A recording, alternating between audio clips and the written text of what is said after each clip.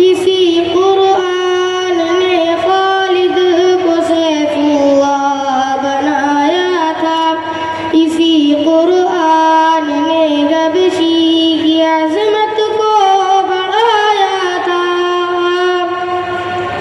बहुत बेहतर है जो कुरान पढ़ते हैं पढ़ाते हैं, फरिश्ते पर बिछाते हैं, फरिश्ते पर बिछाते हैं, फरिश्ते पर बिछाते हैं, फरिश्ते पर बिछाते हैं।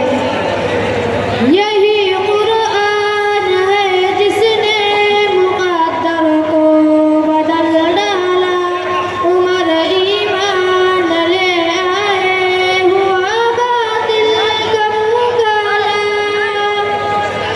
यही कुरान है जिसने मुक़द्दर को बदल डाला। उमर ईमान ले आए, हुआ बातिल का मुकाला।